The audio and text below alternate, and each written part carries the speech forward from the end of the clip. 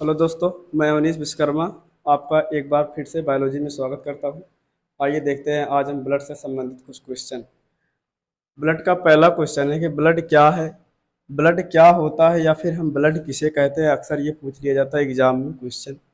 अगर हम पूछें कि ब्लड क्या है तो इसका उत्तर क्या होगा। ब्लड एक प्रकार का कनेक्टिव टिश्यू होता है। कनेक्टिव टिश्यू, कनेक्टिव टिश्यू का मतलब होता है संयोजी ऊतक। कनेक्टिव टिश्यू का मतलब होता है संयोजी ऊतक। संयोजी ऊतक का मतलब कि ऐसे ऐसे पदार्थ जो हमारे एक अंगों से दूसरे अंगों को जोड़ने का कार्य करते हैं, वही हमारे संयोजी ऊतक कहलाते हैं।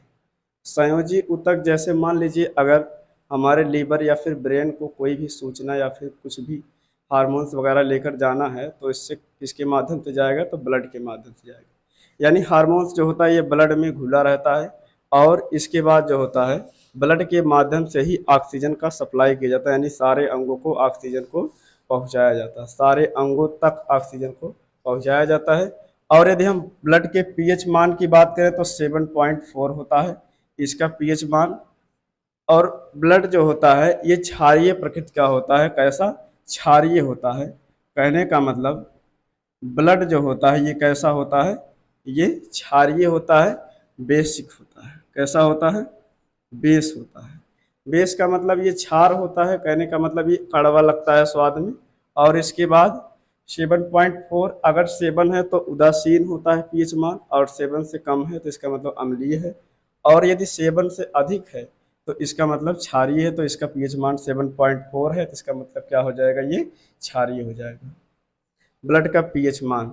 अब आगे हम बात करते हैं कि ब्लड जो होता है किस परत में बनता है। यानी परत में बनता नहीं, किस परत में पाया जाता है।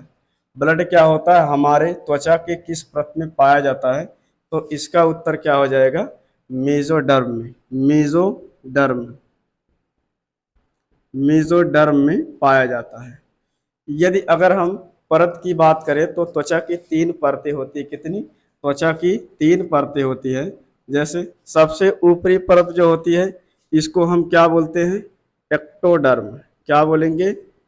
एक्टोडर्म बोलते हैं। और इसके बाद सेकंड परत को बोलते हैं मेसोडर्म। थर्ड जो आंतरिक परत होती है इसको कहते हैं एंडोडर्म। तो यहाँ से क्वेश्चन ये पूछ लिया जाता है कि ब्लड जो होता है ये किस परत में पाया जाता है, तो होता है किसमें, मेसोडर्म में ब्लड है।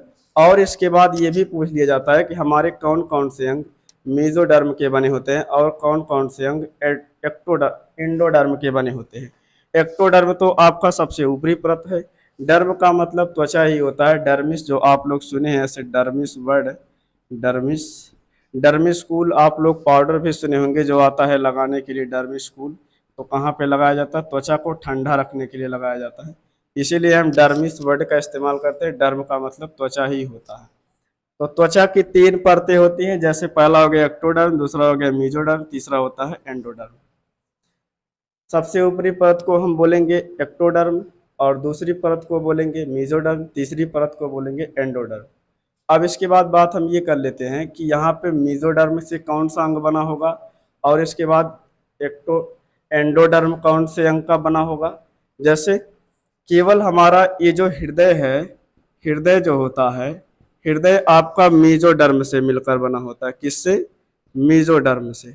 इसलिए हम इसको कौन सा आर्गन कहते हैं, मेसोडर्मल आर्गन। और इसकी मांसपेशियों को कहा जाता है हृदयक पेशियां। यानी हृदयक मांसपेशियां कहा जाता है किसको, हृदय की मांसपेशियों को हृदयक मांसपेशियां कहा जाता है। और इसके बाद अगर हम बात करें कि एंडोडर्म से कौन कौन अंग बने होते हैं, तो एंडोडर्म से हमारे होते हैं जैसे किडनी हो गया, किडनी जिसको हम क्या बोलते हैं, किडनी को गुर्दा बोलते हैं, गुर्दा। और इसके बाद इसको हम वृक्क भी कहते हैं किडनी को ही। और इसके अलावा कौन सा अंग बना होता है, लीवर बना होता है।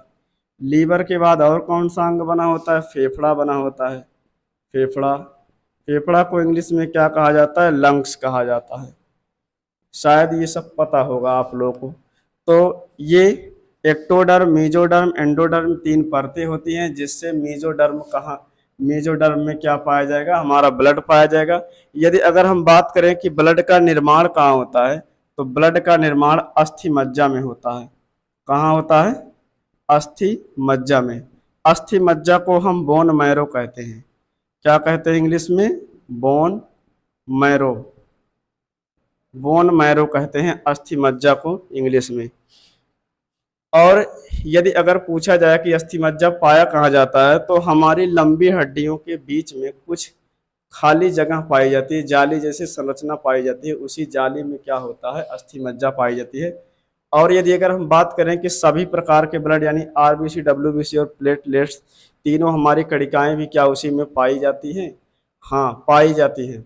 लेकिन अस्थि मज्जा के कुछ अलग अलग भाग होते हैं। जैसे आप लोग बड़ी हड्डियों में देखोगे, जैसे आपकी जांघ की हड्डी हो गई, हाथ की हड्डी हो गई, जैसे आप लोगों का ह्यूमस होता है, और इसके बाद इधर फीमर हो गया, तो इन सब की हड्डियों में क्या होगा, ये पाया जाएगा, ये आपका अस्थि मज्जा पाया जाता है। और अस्थि मज्जा में ऐसे ऐसे ऐसे ऐसे संरचनाएं होंगी, जिसमें क्या होगा, एक आप लोगों का लाल रक्त वाला अस्थि मज्जा होगा, एक श्वेत रक्त वाला अस्थि मज्जा होगा। तो लाल रक्त वाले में आरबीसी बनेगी, श्वेत रक्त वाले में डब्ल्यूबीसी बनेगी आपकी। और प्लेटलेट्स जो होता है उसी में ही बनता है बीच में। आगे देखिए, ब्लड की पूरी मात्रा शरीर की कितनी पाई जाती है, यानी ब्लड की जो मात्रा होती है पूरे शरीर का कितना प्रतिशत पाया जाता है, तो इसका उत्तर हो जाएगा 7%। कहने का मतलब यहाँ से आप निकाल सकते हो कि एक स्वस्थ मनुष्य के अंदर कितना ब्लड पाया जाता है। जैसे स्वस्थ मनुष्य 60 से 65 होता है, तो 60 गुणे 7 बटे में 100 हो जाएगा, एक जीरो से जीरो कट जाएगा, और उसके बाद 42 का हम इससे 10 से भाग दे देंगे, तो हो जाएगा ये 4.2। यानी इतना लीटर जो होगा ब्लड एक स्वस्थ व्यक्ति के अंदर रहना चाहिए। यदि अगर इससे कम है तो समझ लीजिए परेशानी है। भ्रूणा अवस्था में ब्लड का निर्माण कहाँ होता है, भ्रूणा अवस्था में, यानी जन्म के बाद एक ब्लड का निर्माण होता है, एक जन्म के पहले ब्लड का निर्माण होता है। तो जन्म के पहले ब्लड का निर्माण कहाँ होता है, ये इस कहाँ पे होता है, लीवर में होता है। कहाँ पे, लीवर में होगा। हमें जो होता है आरबीसी का निर्माण जो होता है ये लीवर में होता है। कहाँ पे होता है, लीवर में। और इसके बाद जन्म के बाद कहाँ होगा, जन्म के बाद होता है ये आप लोगों का अस्थि मज्जा में। यानी जन्म के पहले जो होता है ये होता है लीवर में, यानी कहने का मतलब भ्रूणावस्था में कहाँ पे होगा, लीवर में होगा। लीवर को हिंदी में क्या कहा जाता है, यकृत कहा जाता है। और इसके बाद जन्म के बाद ये कहाँ निर्माण होगा, अस्थि मज्जा में। कहने का मतलब भ्रूणावस्था में हड्डियों का विकास नहीं हुआ रहता है, लेकिन जन्म के बाद जब हड्डियों का विकास हो जाता है तो बड़ी हड्डियों के अंदर जो होता है अस्थि मज्जा में ब्लड का निर्माण शुरू हो जाता है। ब्लड का रंग कैसा होता है, तो बात करें यहाँ पर रेड कलर का होता है, लाल होता है। और इसमें किस वर्णक के कारण लाल होता है, तो हीमोग्लोबिन। किसके कारण होता है, हीमोग्लोबिन। हीमोग्लोबिन के कारण जो होता है लाल रक्त होता है। हिम का मतलब होता है आयरन, ग्लोबिन का मतलब होता है लोहा। और हीमोग्लोबिन का अर्थ क्या होता है, जैसे हिम का मतलब क्या होगा, आयरन, और इसके बाद ग्लोबिन का अर्थ होता है प्रोटीन। क्या होता है, ग्लोबिन का अर्थ प्रोटीन होता है। यानी आयरन प्रोटीन प्रेजेंट होने के कारण ये रेड कलर का होता है हमारा ब्लड। शरीर में हेमोग्लोबिन की मात्रा कितना होती है, ये यहाँ पे इंपॉर्टेंट है, वेरी मोस्ट इंपॉर्टेंट क्वेश्चन है कि एक स्वस्थ मनुष्य के अंदर हेमोग्लोबिन की मात्रा कितना होती है। अगर हम मेल में बात करें तो मेल में होता है 15 प्लस माइनस 2, इसके बाद हो जाएगा यहाँ पे 100 ml, 100 ml पर यूनिट। और इसके बाद फीमेल में बात करें तो फीमेल में होता है 13 plus minus 200 ml per unit, इतना होता है। और एक चीज देखिए, यहाँ पे हेमोग्लोबिन को जो होता है एचबी से लिखा जाता है। किससे, हेमोग्लोबिन को एचबी से लिखा जाता है।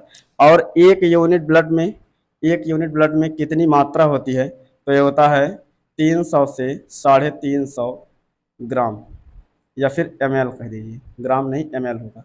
ब्लड के प्रकार, ब्लड कितने प्रकार के होते हैं, ये आप लोगों को बताया गया है कि ब्लड क्या होते हैं, दो प्रकार के होते हैं, एक शुद्ध होते हैं और एक कैसे होते हैं, अशुद्ध ब्लड होते हैं। एक शुद्ध ब्लड होंगे और एक अशुद्ध ब्लड होंगे। कहने का मतलब जिसमें ऑक्सीजन की मात्रा प्रेजेंट रहेगी वो कैसा ब्लड होगा, शुद्ध होगा, और जिसमें ऑक्सीजन की मात्रा प्रेजेंट नहीं होगी वो कैसा होगा, अशुद्ध। प्लाज्मा का रंग कैसा होता है, पीला होता है, एकदम पीला। प्लाज्मा का रंग कैसा होगा, पीला होता है। और इसके बाद प्लाज्मा का स्राव कहाँ से होता है, यानी प्लाज्मा निकलता कहाँ से है, तो ये लीवर से निकलता है, प्लाज्मा लीवर से निकलता है। और प्लिरुबिन, कहने का मतलब प्लाज्मा का स्राव से क्या निकलता है ये बताना, लीवर से तो निकलता है ठीक है, लेकिन इससे क्या निकलेगा, प्लिरुबिन निकलता है, प्लिरुबिन, प्लिरुबिन निकलता है। प्लिरुबिन के कारण क्या होता है, ये इसका रंग पीला होता है। और प्लिरुबिन का निर्माण कहाँ होता है, तो ये लीवर में होता है। और इसके बाद अगर प्लिरुबिन की मात्रा अधिक हो गई, ये मोस्ट इंपॉर्टेंट क्वेश्चन है, यदि अगर आपके शरीर में प्लिरुबिन की मात्रा अधिक हो गई तो इसका मतलब है कि आरबीसी की संख्या कम हो गई। और जब आरबीसी की संख्या कम होगी तो आपका ब्लड पूरा पीला पड़ जाएगा, और पीला पड़ जाने के कारण आपका पूरा शरीर, नाखून, सब कुछ पीले हो जाएंगे, जिसको हम बोलेंगे पीलिया। और पीलिया को ही इंग्लिश में क्या कहा जाता है, जॉइंडिस, जॉइंडिस कहा जाता है पीलिया को। बस आज यहीं तक दोस्तों। अगर वीडियो अच्छा लगा हो तो एक लाइक, सब्सक्राइब और शेयर कर दीजिएगा। Thanks for watching.